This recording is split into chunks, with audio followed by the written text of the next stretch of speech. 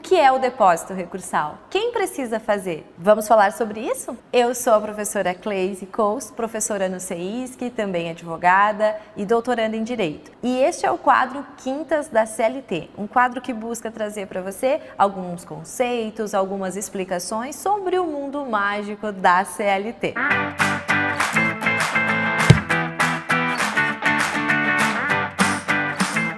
Bem, pessoal, o depósito recursal nada mais é do que um valor que é exigido quando da interposição de recursos. Mas, atenção, este valor, ele vai ser feito, esse recolhimento vai ser feito como uma garantia do juízo. Então, quem precisará fazer depósito recursal nos processos trabalhistas é aquela reclamada, aquele réu do processo, por exemplo, o empregador, que foi condenado a pagar alguma coisa para o empregado. Então, aquela pessoa que é condenada a pagar alguma coisa, quando nós temos então uma sentença condenatória em pecúnia, gera a obrigação de garantia do juízo para que se possa recorrer. No processo do trabalho, além da regra da irrecorribilidade das decisões interlocutórias de imediato, nós temos essa exigência do depósito recursal. É uma forma de impedir recursos quando sejam meramente protelatórios, sem uma razoável argumentação.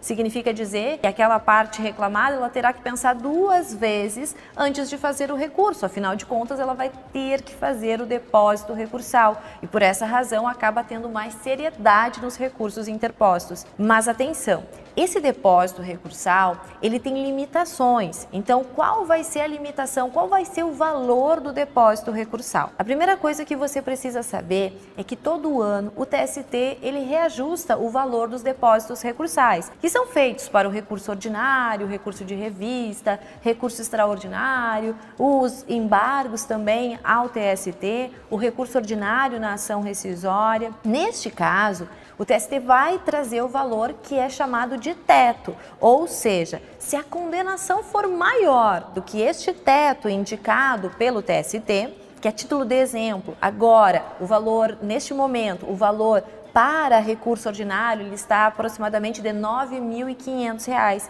Então, se a condenação ela for acima de R$ 9.500, esta pessoa vai fazer o depósito tão somente do teto, aquele valor estabelecido pelo TST. Por outro lado, se a sua condenação for menor do que o teto, então, por consequência, ela não precisa garantir mais do que ela foi condenada a pagar R$ 5.000, basta que faça o depósito destes R$ 5.000. Então, é sempre como o intuito é garantia do juízo, se o valor é menor do que o teto, basta fazer o depósito do valor da condenação. Agora, se o valor for superior, a cada novo recurso, um novo depósito recursal, até atingir o valor da condenação. Então, na medida em que vai fazendo novos recursos, novos depósitos recursais terão que ser feitos. Mas então, será que todo mundo precisa fazer depósito recursal? E será que todos terão que fazer o depósito no mesmo valor? Bem, sobre isso, a reforma trabalhista trouxe algumas alterações. Ela trouxe, então, a regra de que, para algumas pessoas, nós teremos a redução pela metade. Esse é o caso, por exemplo, do empregador doméstico, da microempresa, da empresa de pequeno porte, do microempreendedor individual e das empresas sem fins lucrativos, das entidades sem fins lucrativos. Aqui, gente, estas a gente pode atrelar como aquelas que são pequenas ou então que não visam o lucro. E por essa razão, então, o legislador deu essa redução pela metade. Já aqueles que são isentos, a gente pode pensar naqueles que não têm condições ou que são muito bonzinhos e que por essa razão merecem essa benesse. Então, quem terá isenção, que não precisará fazer o depósito recursal? O beneficiário da justiça gratuita, até porque o benefício da justiça gratuita já é concedido para aqueles que não têm condições de litigar sem prejuízo próprio de sua família, né, despendendo ali das despesas processuais, e também para aquelas entidades filantrópicas e ainda para a empresa em recuperação judicial. A empresa em recuperação judicial e a massa falida aqui, elas terão isenção. Então significa dizer que não precisarão fazer o depósito recursal para ter analisado o seu recurso. É importante lembrar que esse depósito recursal, ele é um requisito de tal maneira que, se não for feito, o recurso sequer é conhecido, ou seja, não analisa-se as teses de mérito, as teses que estão sendo aventadas para a reforma da decisão.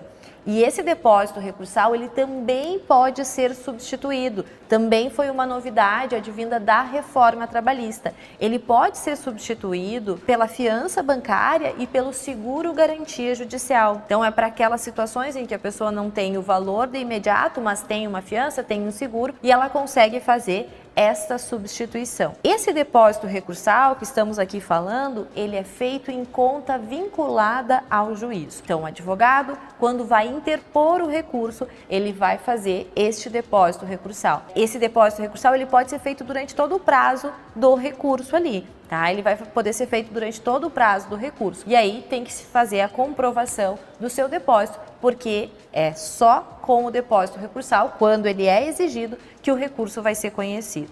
Uma última observação. Quando nós estivermos falando de agravo de instrumento, que no processo do trabalho é aquele recurso que serve para destrancar outros recursos, ele vai ter um depósito também aqui de 50% do valor do depósito recursal do recurso que ele pretende destrancar. O que significa isso? Se estamos fazendo um agravo de instrumento para destrancar um recurso ordinário, o valor então vai ser de 50% deste recurso ordinário. Então, faz o depósito para o recurso ordinário e, se precisar fazer o agravo de instrumento, faz pela metade. Essa também é uma peculiaridade. Agravo de instrumento, o depósito recursal é pela metade. Então, além daquelas situações de isenção, além daquelas situações de redução pela metade, tem que tomar esse cuidado com o agravo de instrumento. Importante também, embargos de declaração não tem depósito recursal. Não é preciso fazer depósito recursal para os embargos de declaração. Bem, gente, espero que as dicas aqui sobre depósito recursal possam ajudar a esclarecer as suas dúvidas. Não deixe de se inscrever no nosso canal, de deixar o seu like. Se tiver alguma sugestão sobre algum vídeo, sobre algum assunto que você quer ver aqui no nosso quadro, deixe aí nos comentários.